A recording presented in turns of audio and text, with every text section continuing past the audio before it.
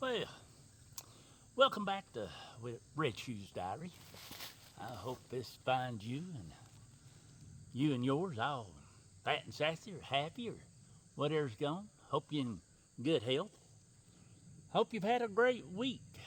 Been a little over a week since I posted, but been traveling a little bit here, there, and yonder, doing this, doing that. Been to a couple of funerals. One a friend, one a cousin of mine.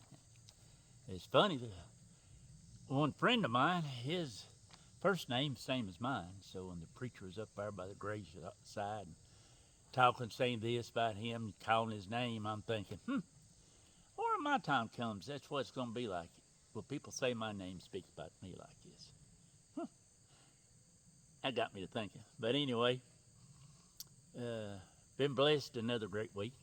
Like I said, started another decade, so we'll see how this one goes. Last one was pretty good. They got me all patched up, a bunch of patchwork here, there, and yonder, so I can't complain. I was talking, my cousin passed away, his first cousin. His dad was my dad's younger brother. Growed up together. He's older than I was, but still we all knowed each other. One of my other cousins was sitting there with me at the service, and we got to talking about it. And she's watched some of these and was discussing, said, well, some to maybe add a few about what, stories of the family on this side. So I had to laugh.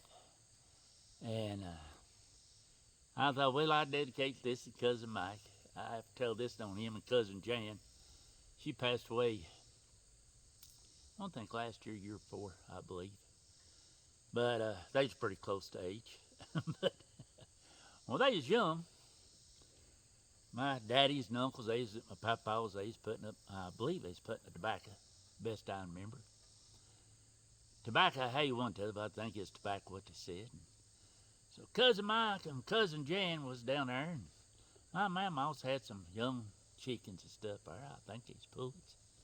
Might be wrong on it, but I don't know, and they will tell you till this day, they don't exactly know what possessed them, but they decided that they was going to wring them chickens' necks. Now, Cousin Jan always said, I'm innocent. He just told me to hold the door. I held the door so they couldn't get away out of the chicken coop. Well, they did. I don't know. Best I recollect, they was 15 of them or so, 10 or 15 of them, but they wrung the necks. Well, Mama come up and caught them. Lord, she was upset. So, of course, they took them up there to their daddies and stuff. Now, Jan said she got flat wore out on hers. And Mike got his whooping, but the funny thing was, best I know, that's the only time Cousin Mike ever got a whooping. From all indications, if he did, he didn't get much. His whooping stuff going on wasn't much like ours. I think he's the only child, and they a little easier on him than mine and Cousin Jan's daddies was. Like I said, they never did understand why, but I had to laugh at the way he's sitting there talking about it. If you know any of my kin folks, especially on my daddy's side, we're all loud and proud and loud talkers going on. I told them night they had the service held there, and the next day they done a graveside. I was a pallbearer and got blessed to do that. I think that's 20-some I've helped carry to the grave. And on that note, if ever somebody asks you to be a pallbearer, take it as a sign of respect, because you're carrying that person they love to their final resting place, at least the physical body anyway. And that's to be able to call upon, and do it is an honor, and truly is, in my opinion. And I was thinking it was 44 years ago this month, I actually carried the first person, which was my papa.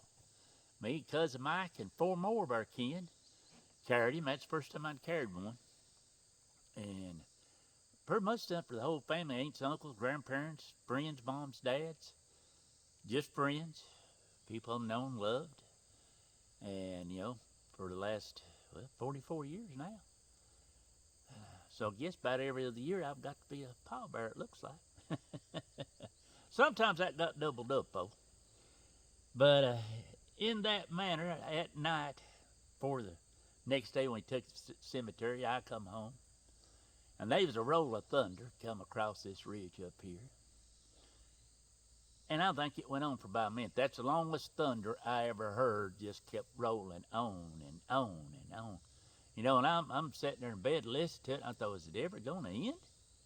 And I mean, it just kept on, and I got sort of tickled. I thought, well, I figured what it was that the good Lord's up there, he's slamming all the doors to the guess you call the meeting room in there. He's slamming all them doors, just going. Another one of them has showed up, and they will not shut up talking for at least a month or two. I'm shutting the doors. I can't listen to them no more. But I have to laugh. And I also got to wondering. I thought, I don't reckon they got chickens or nothing up there in heaven, but I guarantee you, Mama, if they do, my mama's guarding that chicken house since Mike showed up. But that's the way I look at funerals and laughter. We sort of got it reversed. The Bible tells us to wail and mourn at births, because we know what the world's like. We know the trials and tribulations that you're going to have over these years. It said you should rejoice and shout, be happy at a funeral when people pass if they know where they're going. And, you know, I pray that my funeral is loud and proud. I hope people tell tales and talk about all the insanity I did and what I survived. And, you know, I'm definitely going into the grave battle scarred. My body ain't going to be perfect for no shape, form, or reason. The lady one day wanted to draw blood out of my hand. Was going to put IV in it. Well, you've got so much scars on your hand, I can hardly get a vein. And I'm thinking, well, I'd love to say, well, nobody else ever had trouble. Well, you've got a lot of scar tissue. Obviously, you're accident prone. I said, no, ma'am. I said, it just goes through. I lived a large life, young lady. I said, I lived the life. I didn't let the life live me. I said, I've enjoyed my life and had a large times of what them's from. But my daughter's going, oh, okay, Daddy. But anyway, on a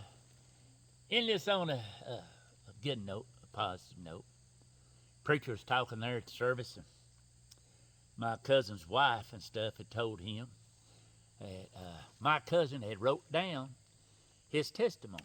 He got saved when he's about 11 years old, and he had took and wrote that down.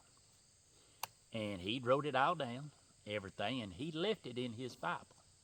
He said he wanted to leave a testimony so that, you know, after he's gone, his wife, kids, his grandkids, who knows, great-grandkids, great-great-grandkids will see that he had that wrote down.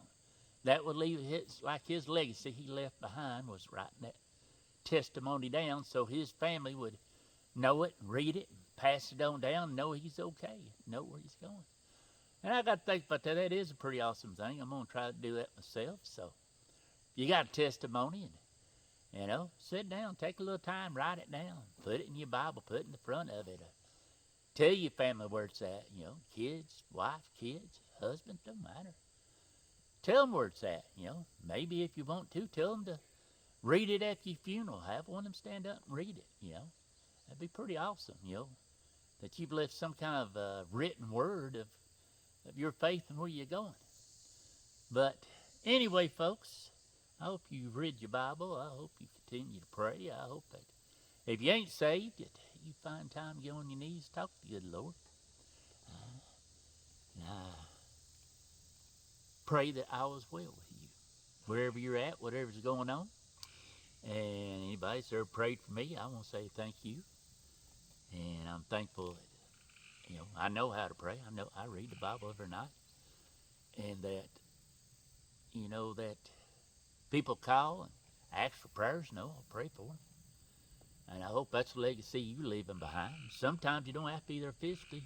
Your prayers sometimes will do a lot more than you just being there physically wringing your hands. Sometimes you on your knees put you a little closer to the people who need you. Whatever they're going through, physical, mental, spiritual, you know, whatever's going on, That'd be very good. Anyway, folks, I think I've rattled on enough. Cold the house, been out wandering around today. Seems like for the past month or so, I've done a lot of traveling, hipping, riding with people, driving people, whatever. So today I just sort of snuck off on the bike and took off on my own. Got a little lazy. Yeah, I know, gotta quit that. Anyway, folks, wherever you at, whatever's going on, love you. Hope the good Lord takes a liking to you, but not too soon. As always, I'll see.